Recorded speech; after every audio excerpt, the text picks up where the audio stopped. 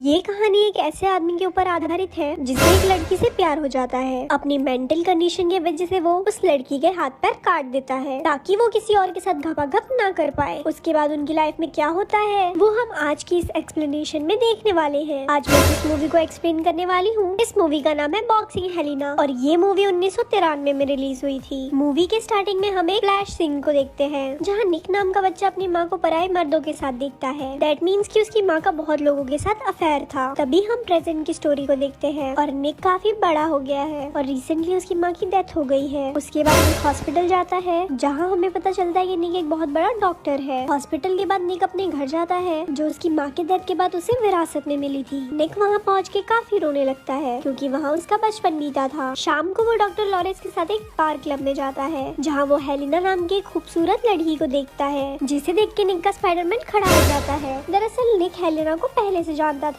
कुछ समय पहले ये दोनों एक रिलेशन में थे और बाद में हेलिना ने निक को छोड़ दिया था, पर निक अभी भी इस आस में था कि एक दिन हेलिना लौटकर जरूर आएगी। रात में निक अपनी वाइफ के साथ डिनर करने के बजाय जॉगिंग पर जाता है। रास्ते में उसे हेलिना की कार नजर आती है और वो हेलिना के घर चले जाता है, पर गेट नॉक करने की उसकी हिम्मत नहीं होती, इसलिए वो पेड़ पर चढ़ जाता है और उसे देखने लगता है। हेलिना अकेले ड्रिंक ले रही थी लेकिन तभी उसे पता चलता है कि वो अकेले नहीं है और रे नाम का लड़का उसके साथ घपाघप कर रहा है जिसे देखकर निक अंदर से टूट जाता है और वो रास्ते में टेलीफोन बूथ पर आकर लॉरेंस को कॉल करके बोलता है कि मुझे हेलिना वापस चाहिए। लॉरेंस बोलता है कि तुम उसे भूल जाओ और तुम अपनी वाइफ एनी के बारे में सोचो। जिसके बाद निक अपने घर चला जाता है। अगले दिन निक अपने घर पर एक छोटी सी पार्टी रखता है और रात में वो हेलिना के घर के बाहर गाड़ी लगा के उसके एक झलक का इंतजार करता है, लेकिन निक उसका इंतजार करते करते सो जाता है लेकिन हेलिना नहीं आती। इधर एनी भी निक का इंतजार करते करते सोफे पे ही सो जाती है। तब अचानक से निक की आँख खुलती है और वो भागते हुए एनी के पास आ जाता है। घर आने पे उसे पता चलता है कि एनी सो चुकी है लेकिन निक अभी भी नहीं सोता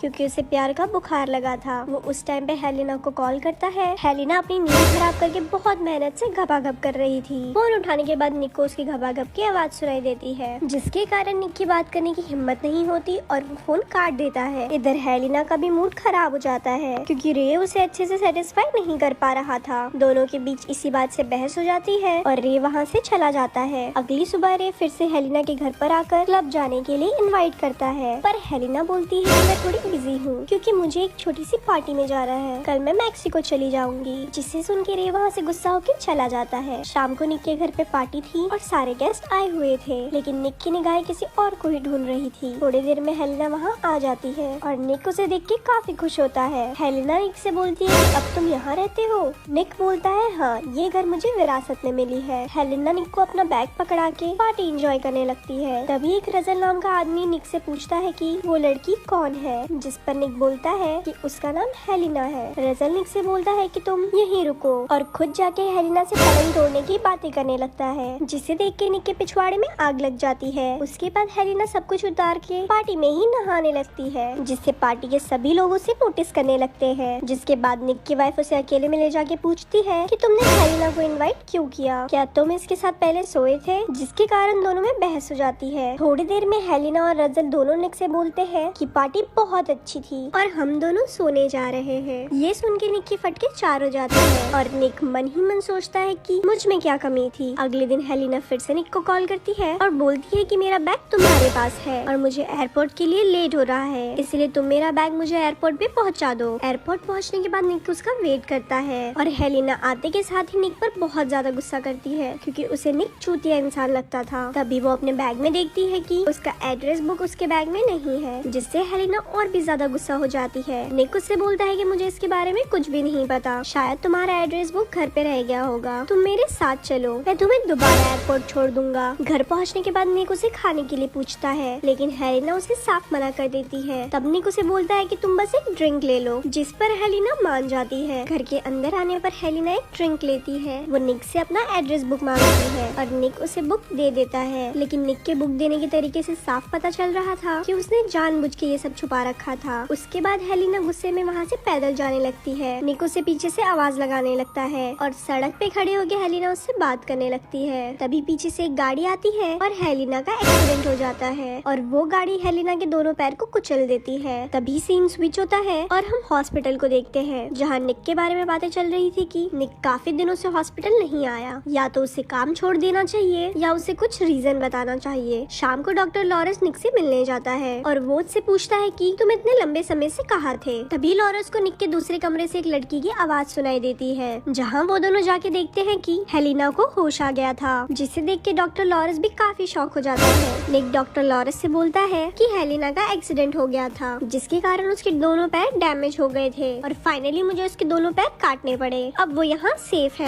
और मैं उसका पूरा देखभाल करूंगा, पर इसके बारे में तुम किसी को कुछ भी मत बताना। और निक लॉरेंस को वहाँ से वापस भेज देता है। अगले दिन जब हेलिना की आँख खुलती है तो पैर ना होने की वजह से उसे बहुत बड़ा झटका लगता है और वो काफी रोने लगती है। निक उसे समझाता है और प्यार से उसकी देखभाल करने लगता है, लेकिन हेलिना अपनी इस हालत की जिम्मेवार निक को मानती है। वो निक को ब्लेम करते हुए बोलती है कि अगर तुमने मुझे उस दिन बुक दे दी होती तो शायद मेरे साथ ये सब कुछ नहीं होता। जिसपे निक बोलता है कि तुम जिंदा हो यही काफी है मेरे लिए। हेलिना उसे चीजें फेंक के मारने लगती है। अगले दिन निक घर के सारे दरवाजे और विंडो सबको लॉक कर देता है, जिसपे हेलिना पूछती है आखिर तुम मुझसे चाहते क्या हो। निक बोलता है कि मैं तुम्हारा ख्याल रखना चाहता हूँ। हेलिना बोलती है तुम मेरा ख्याल कभी नहीं रख सकते और अगर ऐसा होता तो आज मैं यहाँ नहीं होती। उसके बाद निक हेलिना को बाबू सोना जादू टोना करके मनाने लगता है, लेकिन हेलिना उसे थप्पड़ मार देती है, जिसके कारण उसका प्यार का भूत थोड़ी देर के लिए साइलेंट हो जाता है। इधर रे भी हेलिना को जगह जगह ढूंढ रहा था। एक दिन निक की वाइफ उससे मिलने के लिए आती है, जिसे देख के हेलिना काफी चिल्लाने लगती है, पर निक उसके मुंह पे कपड़ा लगा के उसे छुपा देता है। एनी ने काफी दिन से किया नहीं था, इसलिए वो आते के साथ निक के ऊपर चढ़ जाती है और घपाघप शुरू कर देती है, जिसे चुपके से हेलिना भी देख रही थी। निक को एनी में हेलिना नजर आ रही थी और वो उससे बहुत ज्यादा प्यार करने लगता है, लेकिन थोड़ी देर में निक का मूड और तबियत दोनों खराब हो जाती है, जिसे देखकर एनी बोलती है कि हम फिर कभी करेंगे। निक एनी पे बिल्कुल भी इंटरेस्ट नहीं लेता, जिसके कारण वो गुस्से में वहाँ से चली जाती है और निक भी यही चाहता था। रे भी उसे चुपके से गार्डन से देख रहा था, क्योंकि उसे निक पर शक था, क्योंकि रे के हिसाब से हेलिना लास्ट टाइम निक के पार्टी में ही आई थी। अगले दिन हेलिना और निक में कहासुनी हो जाती है और हेलिना उसका गला दबाने लगती है, जिसके बाद निक हेलिना के दोनों हाथ काट देता है। अभी कम से कम धोने के लिए तो छोड़ देता।